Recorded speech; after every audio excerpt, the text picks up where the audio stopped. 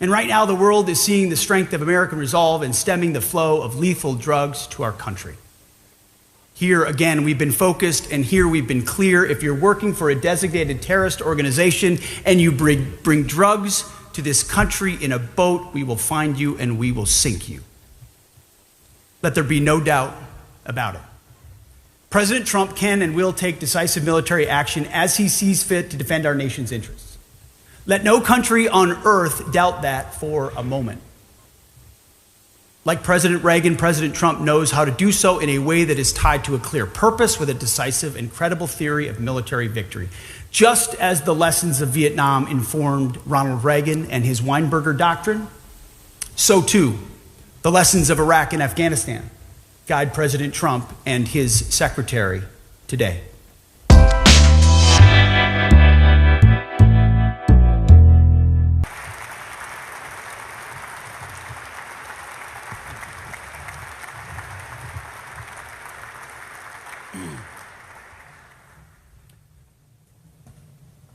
Well, thank you, and good afternoon.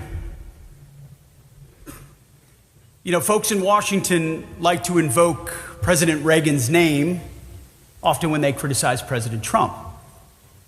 They say, or at least insinuate, that Donald Trump is nothing like Ronald Reagan. They say the current president's approach is nothing like the vision championed by Ronald Reagan at the height of the Cold War, as we grappled with the Soviets and ultimately prevailed. But those folks are wrong. They're dead wrong. Most who invoke Ronald Reagan's name today, especially self-styled Republican hawks, are not much like Ronald Reagan. The policies they've championed are nothing like his. In fact, for the better part of 30 years, they've been quite the opposite. If you look at actual policies, Donald Trump is the true and rightful heir of Ronald Reagan. It's President Trump who has inherited and restored President Reagan's powerful but focused and realistic approach to national defense. It's therefore only fitting that we gather at the Reagan Presidential Library today to talk about President Trump's America First, Peace Through Strength, Common Sense agenda and what it means at the Department of War. One need only look at the results to understand why President Trump is that rightful heir. So let's look at what Reagan and his administration actually did. Reagan rebuilt the military after Vietnam, and that is rightfully considered one of his greatest achievements. President Trump has done and is doing the same, making historic investments in defense. But President Reagan also believed sincerely in the peace part of peace through strength, as his actions showed. It was not a popular thing to do at the time, at the height of the Cold War, to talk to communists. Yet President Reagan did.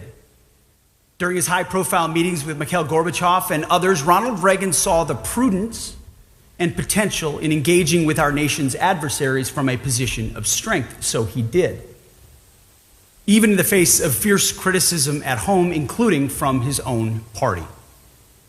Now, President Reagan wasn't naive. He recognized that fruitful engagements with our adversaries were only possible from a position of strength, especially military strength, which is why he focused so much on building up the American military. We still talk about the Reagan buildup, and my kids and yours will someday talk about the Trump buildup. President Reagan and his team inherited a military worn down from their generation's endless war in Vietnam, and they took the lessons of that war to heart. This is why he was so deliberate in how he used the joint force. Indeed, the most famous military doctrine of the Reagan administration, named for his Secretary of Defense Caspar Weinberger, was specifically designed to correct for the failures that led to Vietnam.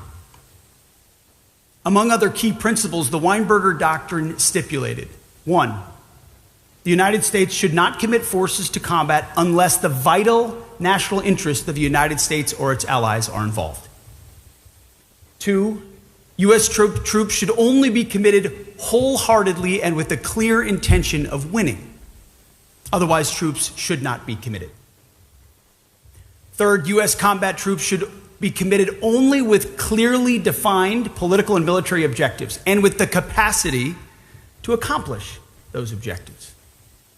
And fourth, the commitment of U.S. troops should be considered only as a last resort. This is sound stuff, and it was reflected in how President Reagan actually used the American military, namely in a focused, decisive manner, and only when he determined that it was in our nation's vital interest to do so. In fact, throughout his time in office, President Reagan only committed U.S. ground forces twice, in Grenada and in Lebanon.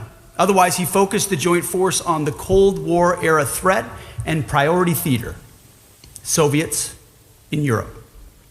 That's how President Reagan achieved peace through strength, always with a clear eye toward lasting peace. Suffice it to say, Ronald Reagan's disciplined, focused, and realistic approach was a far cry from the grandiose, nation-building, moralistic, and rudderless wars that many of his self-described acolytes led us into in the decades after Reagan left office. Wars my generation fought in.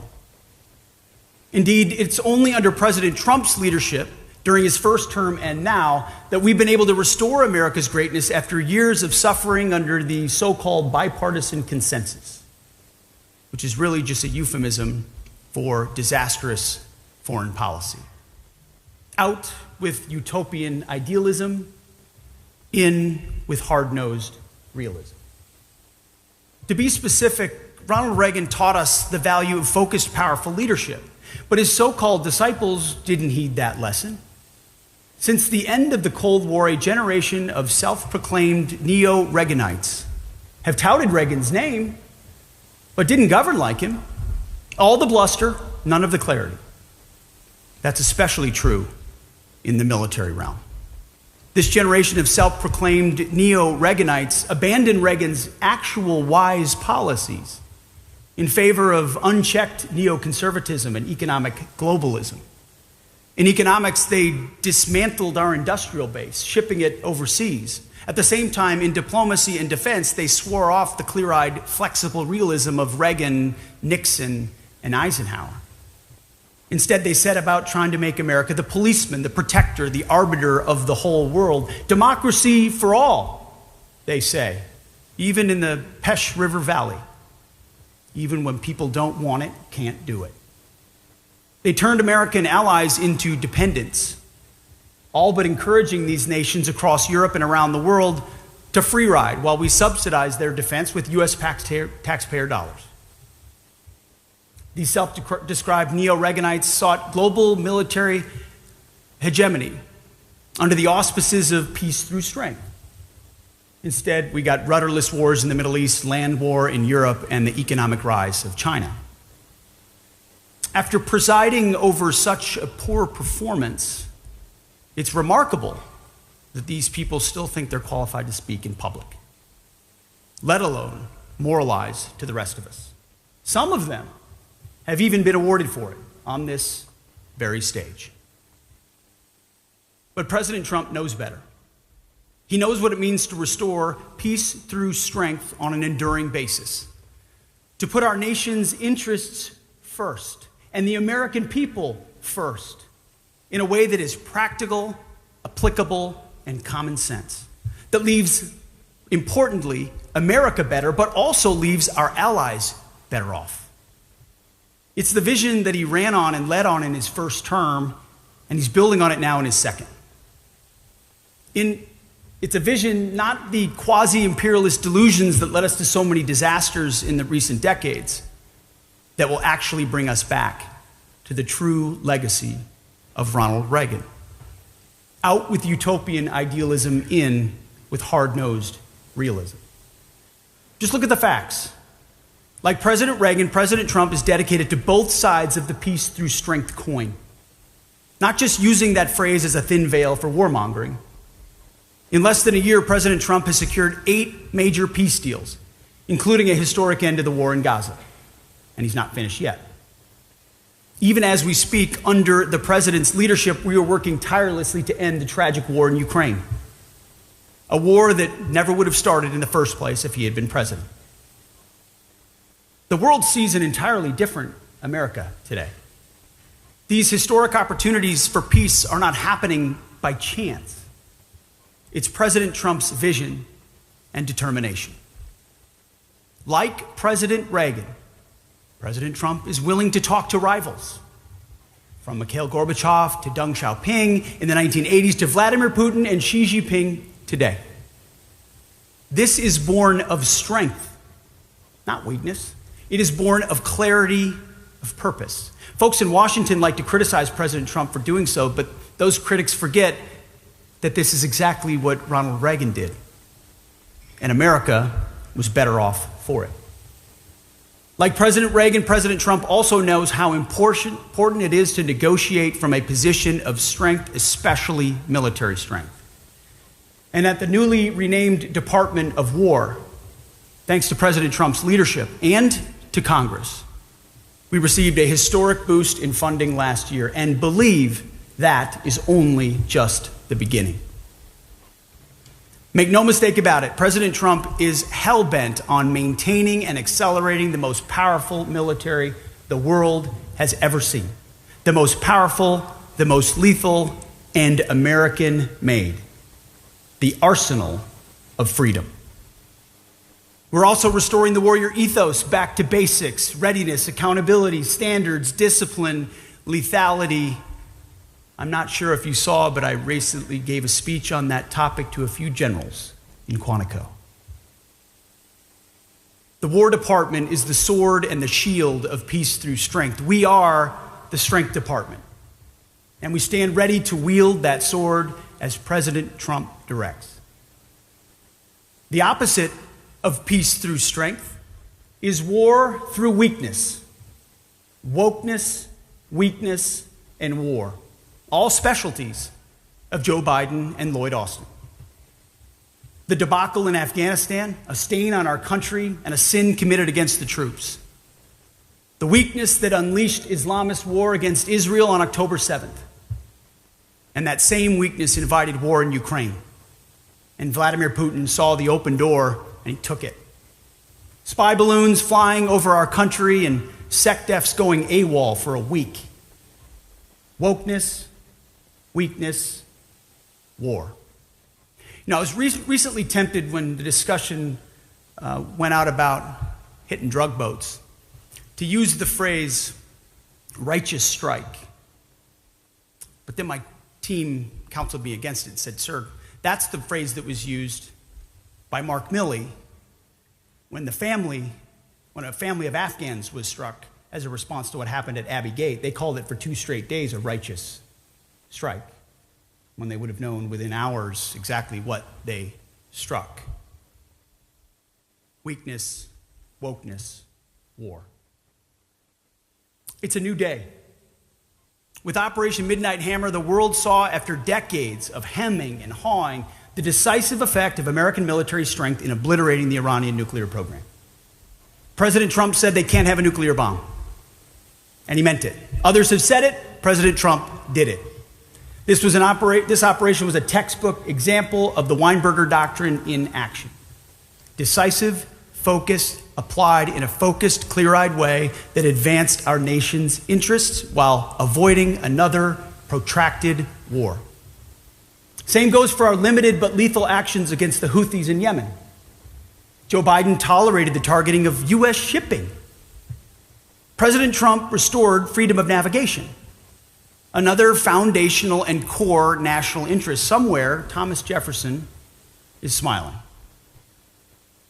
And right now, the world is seeing the strength of American resolve in stemming the flow of lethal drugs to our country. Here, again, we've been focused, and here we've been clear. If you're working for a designated terrorist organization and you bring drugs to this country in a boat, we will find you and we will sink you. Let there be no doubt about it. President Trump can and will take decisive military action as he sees fit to defend our nation's interests. Let no country on earth doubt that for a moment. Like President Reagan, President Trump knows how to do so in a way that is tied to a clear purpose with a decisive and credible theory of military victory. Just as the lessons of Vietnam informed Ronald Reagan and his Weinberger doctrine, so too the lessons of Iraq and Afghanistan guide President Trump and his secretary today. For years, a bipartisan consensus of neoconservatives and liberal internationalists led us from one disaster to another. They sent our nation's sons and daughters to war after rudderless war, even as they allowed our allies to grow weaker and our potential rivals stronger. From the very beginning, nearly a decade ago, President Trump called this out for what it is: stupid.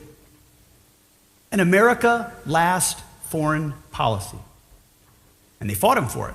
They tried to jail him for it. And they failed. Well, their time is over. Their America Last bipartisan consensus is done. It is finished. Under President Trump's leadership, after decades of disastrous decisions by this nation's self-appointed so-called foreign policy elite, we're once again putting American interests first. We're prioritizing our nation's security, freedom, and prosperity, our citizens. As laid out by President Trump, we're doing it in a way that leaves not only our nation better off, but also the world. Out with utopian idealism, in with hard-nosed realism. The president's approach is one of that flexible but practical realism, common sense, if you will, that looks at the world with a clear-eyed perspective, essential for serving America's real interests. The approach is informed by strategic rationality and cost-benefit assessments. We will define our vital interests in ways that are reasonable and that make sense to ordinary Americans. This is the approach and mindset that shapes the department's focus. As a result, the War Department will not be distracted by democracy-building interventionism, undefined wars, regime change, climate change, woke moralizing, and feckless nation-building. We will instead put our nation's practical, concrete interests first. We will deter war. We will advance our interests. We will defend our people. Peace is our goal. And in service of that objective, we will always be ready to fight and win decisively if called upon. As part of this mission, we are asking American taxpayers to fund the world's greatest military. We're asking mothers and fathers across America to trust us with their most precious resource, their sons and daughters. And we will honor their trust and their sacrifice. The historic recruiting and retention numbers of President Trump's first year show who the American people trust. This means we will not send America's best to advance foolhardy or reckless adventures halfway around the world. It also means not asking them to pick up the tab for allies who should fund their own defense. Instead, and above all, it means that we only ask our warriors to fight for things that make America and Americans safe, free, and prosperous. Life, liberty, and the pursuit of happiness. Nothing more and nothing less. Again, this is common sense, and that's what President Trump's War Department is all about. This common sense approach means prioritizing 4 key lines of effort at the Department of War. First, defending the U.S. homeland and our hemisphere. Second, deterring China through strength, not confrontation. Third, increased burden sharing for U.S. allies and partners. And fourth, supercharging the U.S. defense industrial base. As we apply President Trump's approach to flexible realism, the first 2 lines of effort are the primary operational focus of the joint force, for the simple reason that these missions matter the most for safety, freedom, and prosperity of Americans. At the same time, however, other threats persist around the world, including in Europe and the Middle East. We cannot ignore them, nor should we. That's why our approach also prioritizes burden sharing and burden shifting. Indeed, for the first time since Reagan's era, allied and partner burden sharing is no longer an afterthought or a nice to have. today is a core element of our national defense. And finally, the fourth line of effort, maybe the most important, supercharging America's defense industrial base, underwrites everything else. Last month, I gave another speech in Washington, this time to defense industry leaders, to announce a department-wide, not reform, a transformation of requirements, acquisitions, and foreign military sales. Our objective is simple if monumental.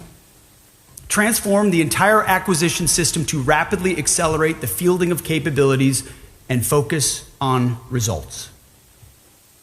The bottom line is a historic, generational, and transformational changes that we will implement and will move us from the current prime contractor-dominated system, defined by limited competition, vendor lock, cost-plus contracts, stressed budgets, and frustrating protests, to a future powered by dynamic vendor space that accelerates production by combining investment at a commercial pace with the uniquely American ability to scale and scale quickly, all at the speed of urgency.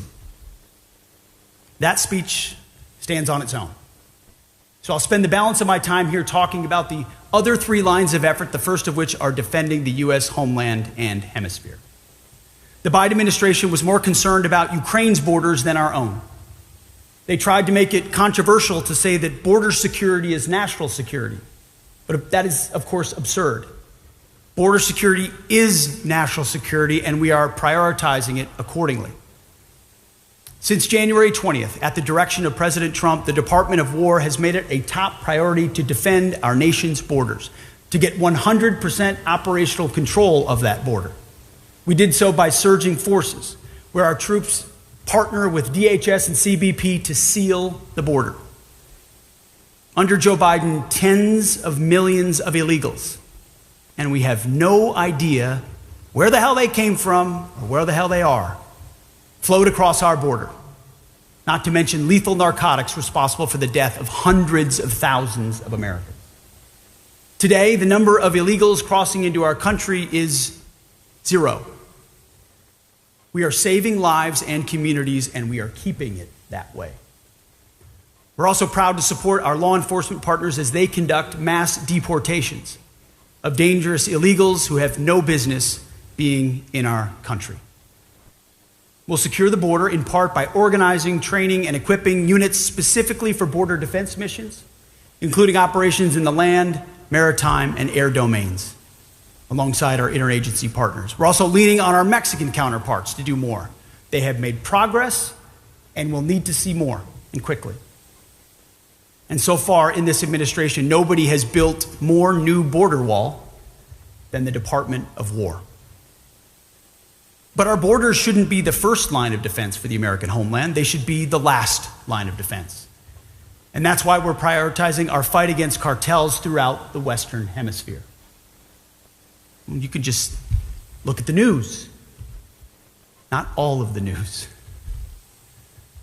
The days in which these narco-terrorists, designated terror organizations, operate freely in our hemisphere are over. These narco-terrorists are the Al-Qaeda of our hemisphere, and we are hunting them with the same sophistication and precision that we hunted Al-Qaeda. We are tracking them, we are killing them, and we will keep killing them so long as they are poisoning our people with narcotics so lethal that they're tantamount to chemical weapons. And we're not doing this on our own. Throughout our hemisphere, our allies and partners recognize that these narco-terrorists threaten them as well. So we're working together, sometimes overtly, sometimes not. And we'll keep doing so for the sake of a safer, secure, and more stable hemisphere for all of us. But make no mistake, where a country cannot or will not do its part, then we at the Department of War will always be ready to take decisive action. In this hemisphere, in our hemisphere, there is no safe haven for narco-terrorists. Securing the border does not mean we're losing sight of other critical homeland defense missions. On the contrary, we're doubling down. One of the first executive orders signed by President Trump was for the creation of Golden Dome for America, a revolutionary approach to defend our nation from advanced aerial threats.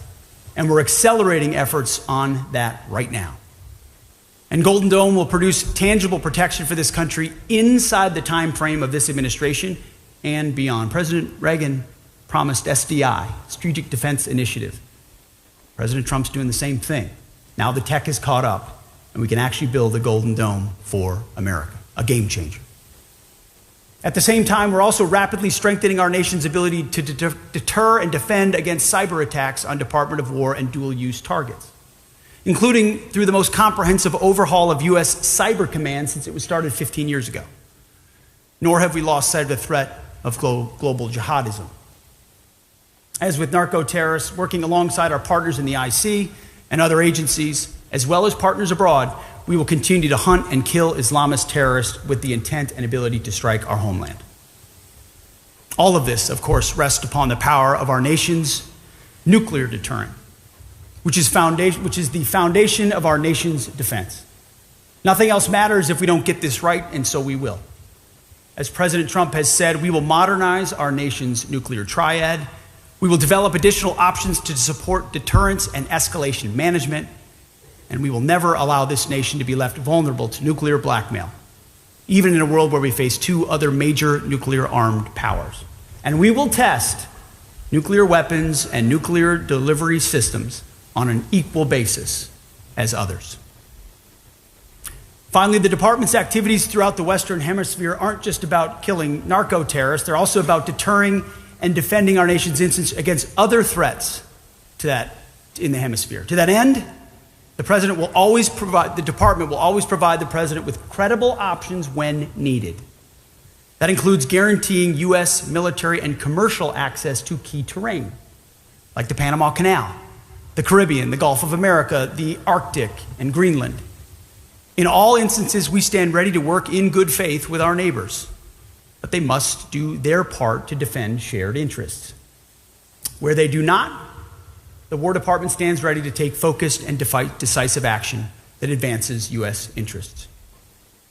This is the Trump corollary to the Monroe Doctrine, recently codified so clearly in the National Security Strategy. After years of neglect, the United States will restore U.S. military dominance in the Western Hemisphere. We will use it to protect our homeland and access to key terrain throughout the region. We will also deny adversaries' ability to position forces or other threatening capabilities in our hemisphere. Past administrations perpetuated the belief that the Monroe Doctrine had expired. They were wrong. The Monroe Doctrine is in effect, and it is stronger than ever under the Trump corollary, a common sense restoration of our power and prerogatives in this hemisphere, consistent with U.S. interests.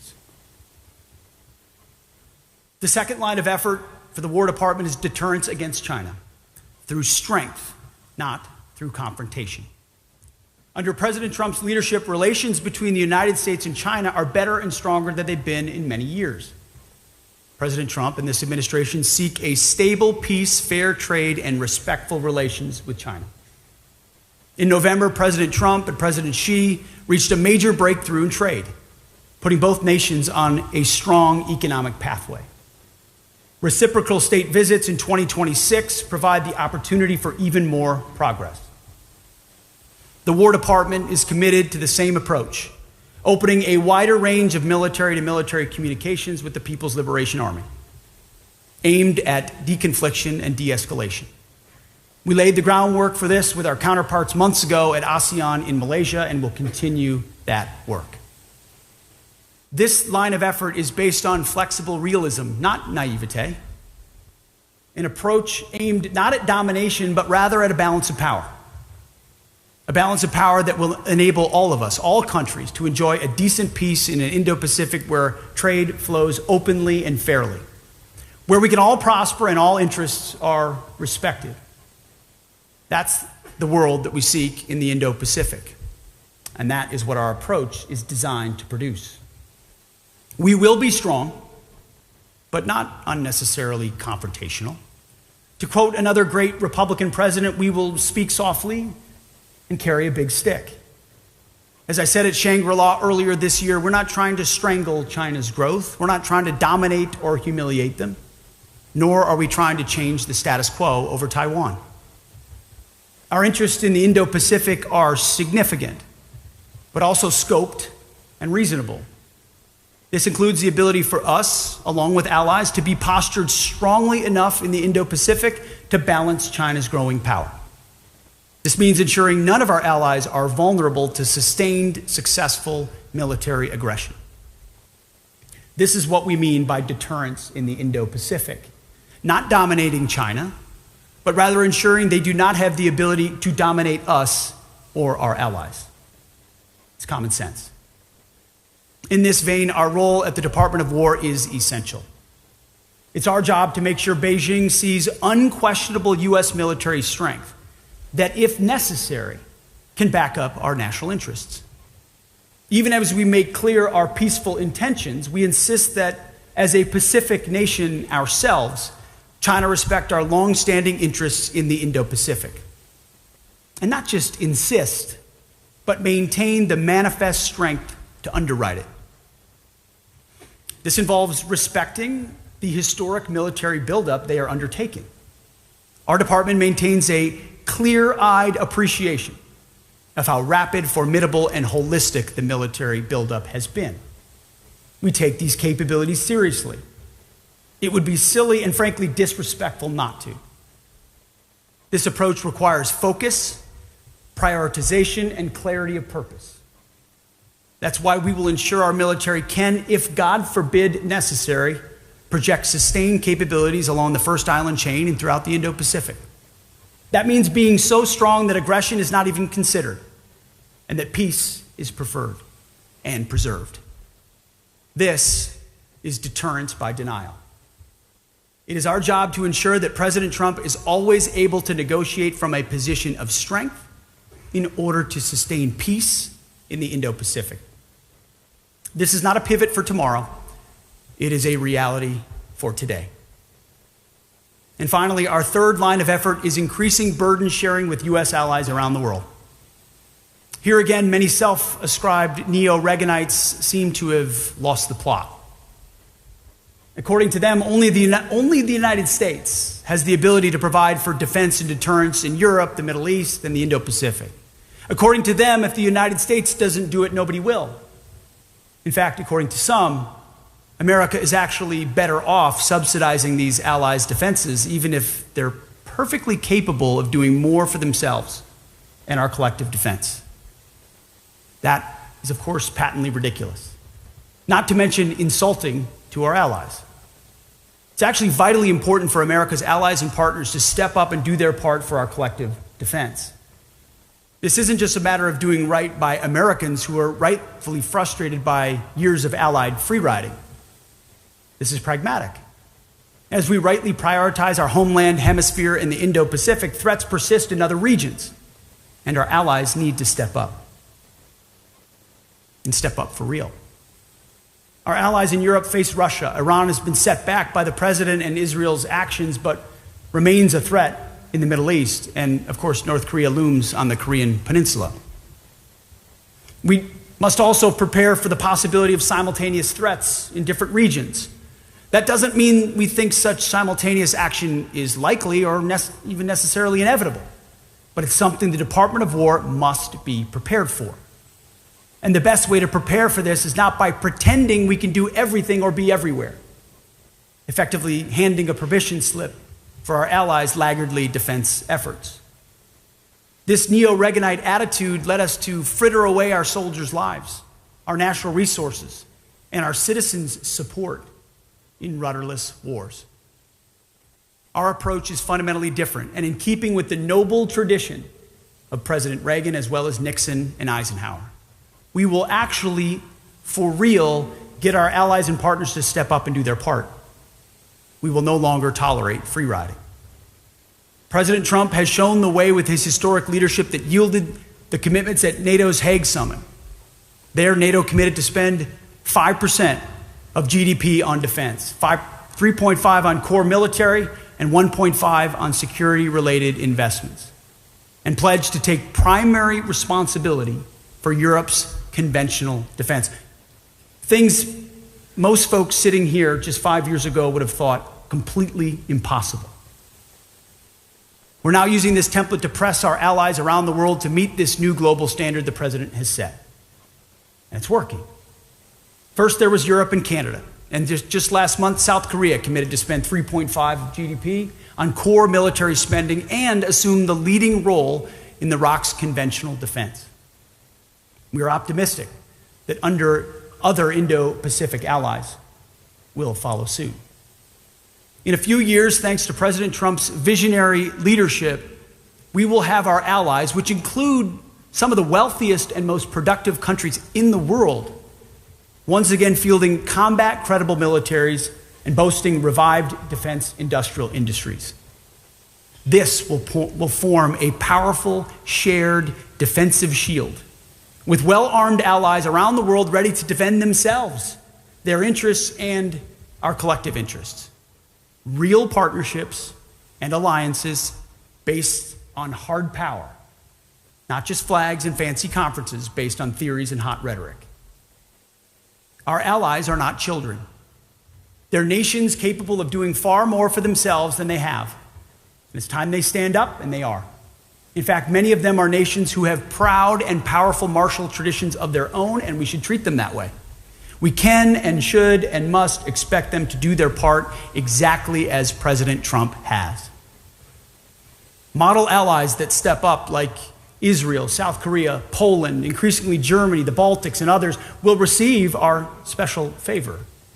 Allies that do not, allies that still fail to do their part for collective defense, will face consequences.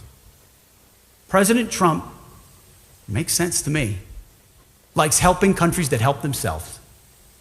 And we feel the same way. That's the nature of partnerships rather than dependencies. It's what we owe our friends, and most importantly, what we owe the American people. This is a period of great consequence for our great republic. Our forefathers fought and won the Cold War, ushering in a unipolar moment during which America stood alone. It was a time of tremendous opportunity, well earned after a century marked by 2 world wars and a Cold War, always under a nuclear shadow.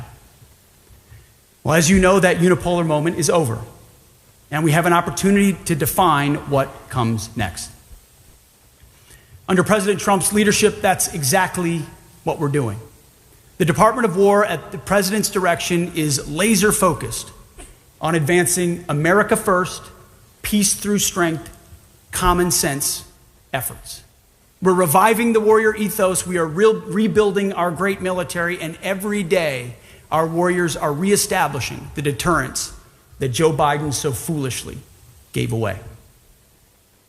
We owe safety, freedom, and prosperity to the American people, and we will deliver. We will achieve peace through strength, which is what the American people voted for and what President Trump demands. And in doing this, we appeal to Almighty God, just as our forefathers did. George Washington, the founder of the War Department, appealed to God's providence during every step of our improbable revolution. On prayer, on bended knee, on the battlefield. Ronal Reagan did the same, appealing to heaven as the world hung in the balance. We do the same today, with Jesus Christ as our guide. May he grant us the wisdom to see what is right and the courage to do it. May God bless our warriors, and may God bless our great republic. Thank you.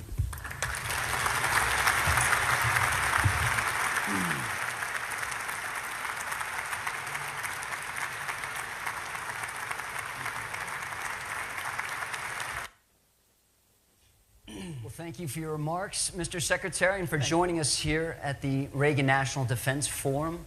We are reminded, not only in your remarks, but all morning, about the Reagan Doctrine, and that's peace through strength. Let's remind everybody here what fueled that strength, and that was defense spending that was roughly two times more than what the U.S. is spending today. My question to you, Mr. Secretary, should the U.S. be spending more? There are many people in this audience responsible for building, operating, and funding combat systems. Well, the president has said and continues to say he's committed to rebuilding the military, and that requires spending and substantial spending. People have asked me what keeps me up, and other than the operational aspects of the job, the men and women out there doing the work for us, which of course is top of mind always, it's actually been the budget. It's actually been resources. It's actually been ensuring that our team does all the spade work necessary with the services to make sure we're properly representing what we need to deter and fight and win our nation's wars. That's just this week, and I was with some of you, was there in the Oval having these very discussions about FY26 and FY27. And all I can say today is the president is committed to ensuring that our services, our great companies, our industries have what is needed to what we say and we call rebuilding the arsenal of freedom. We need a revived defense industrial base. We need those capabilities. We need them yesterday. And so resource-wise, I think this room will be encouraged by what we'll see soon, but I don't want to get too ahead of it. Because at the high mark of President Reagan, we were spending 6% of our GDP on defense. At the low mark of Jimmy Carter's presidency, we were spending 4.5% of GDP, and today it's about 3%. Do you think that number will go up? I think that number is going up. I don't want to get in front of the president and his desire to properly shape what the budget should look like. But just reading the tea leaves, just watching it, he understands the threat better than anybody I've ever seen articulate and understand the threat, and that includes investment. He just needs to make sure, by the way, if you haven't met our Deputy Secretary, Steve Feinberg, he's the absolute best in the business. He understands how to drive budgets, how to drive change, and he and I, along with the chairman, Dan Kane in the front here, are absolutely shoulder to shoulder in the belief of representing the president exactly what we need to make sure we're at the proper level, and I believe it'll be going up. Can you take us back to the September 2nd strike off the coast of Venezuela, the very first one when combat operations began in the Caribbean, and walk us through the timeline and your role in it from mission planning, the operation, and the follow-on strikes? Absolutely. So it took us a couple of weeks, almost a month, to develop, and I can't get into sources and methods and all of those things for obvious reasons, but you have to develop the intel picture and get an understanding of what you're looking at. And a lot of our assets, as I talked about in the speech, have been pointing 10,000 miles around at the other side of the world for a very long time. So once we got to the point where a strike was imminent, I had taken the decision responsibility up to my level. Not many military decisions should be made by the Secretary of War. I believe in deferring those decisions to local commanders as much as possible. But because of the strategic implications of the first few strikes, I wanted to hold that decision at my level. And the briefing that I received before that strike was extensive, exhaustive, I would say, as each one is since. On the military side, on the civilian side, lawyers, intel analysts, red teaming, every aspect. What do we know? What do we know about their affiliation? A lot of things I can't share in this room to give us the kind of confidence that we know where this is coming from, who's driving it, who's on it, what their intentions are, where it's all the details you need to strike a designated terrorist organization, which is an important thing to remember at the top of all this. The president has designated these as terror organizations, poisoning and threatening the American people, making them a target just like Al-Qaeda. So in that room, in that moment, I can't even remember exactly how long it would have been, 20, 30 minutes of a preview of exactly what's going on. And my job was to say, execute or don't execute. So I was satisfied with the strike criteria, yes. Saw the strike itself, which all of you have seen. There was probably 30 or 40 minutes, is what I've been told, of dust, and he was on fire for a long time after that. I stayed for probably five minutes or so after. But ultimately, at that point, it was a tactical operation, and so I moved on to other things. I shouldn't be fighting tactics as the Secretary of War, so I moved on to other things. Later on, a couple hours later, I was told, hey, there had to be a reattack because there were a couple folks that could still be in the fight, access to radios, there was a link-up point of another potential boat, drugs were still there, they were actively interacting with them, had to take that reattack. I said, Roger, sounds good. From what I understood then and what I understand now, I fully support that strike. I would have made the same call myself. Those who were involved in 20 years of conflict in Iraq and Afghanistan or elsewhere know that reattacks and restrikes of combatants on the battlefield happen often. In this particular case, it was well within the authorities of Admiral Bradley, who's an incredible American, an American hero. And the 22 or 23 strikes since have followed the similar protocol of ensuring we meet the criteria. The decision's not at my level anymore. And then we take the strike. Now, after Admiral Bradley's meetings on Capitol Hill with the chairman of the Joint Chiefs, President Trump said he would have no problem if the full video of the strike is released. When can we see that video? When will you release it? We're reviewing it right now to make sure sources, methods, I mean, it's an ongoing operation, TTPs. We've got operators out there doing this right now, so whatever we were to decide to release, we'd have to be very responsible about. So we're reviewing that right now. Did you at any time say that everybody on board should be killed? Is anybody here from the Washington Post? I don't know where you get your sources, but they suck. Of course not. Anybody that's been in the Situation Room or they've been in the war room there, the Secretary's office, know you don't walk in and say, kill him. It's just patently ridiculous. It's meant to create a cartoon of me and the decisions that we make and how we make them. It's ridiculous. The chairman and Admiral Bradley and everybody shot it down immediately because anybody that knows that's not how things go. There's a very defined process, specific criteria, go, no go, yes, no, lawyers, intel analysts, everything. And then after that, you simply say cleared hot or not. And so, did you have a plan to deal with survivors? There was protocol for dealing with survivors, but in that, and frankly, there was 10 strikes later, there was a semi-submersible that I think folks here, meaning a submarine. You don't go fishing on a submarine full of drugs. And in that particular case, the first strike didn't take it out. And a couple guys jumped off and swam, from what I understand, a ways away. When we struck the submarine a second time, it sunk. And then you had two people that you had to go get. And we had the ability to go get them. We gave them back to their host countries. That's a story that's already been out in the public. So we didn't change our protocol. It was just a different circumstance. So what people think is cavalier or cowboy about it is the exact opposite.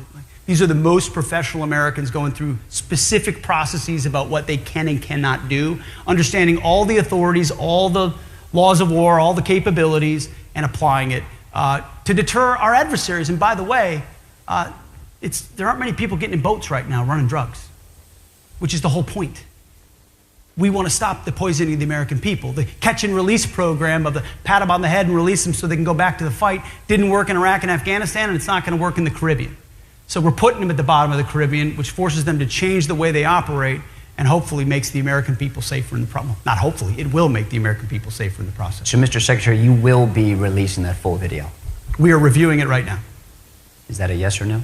That is, the most important thing to me are the ongoing operations in the Caribbean with our folks that use bespoke capabilities, techniques, procedures in the process. I'm way more interested in protecting that than anything else. So we're reviewing the process and we'll see.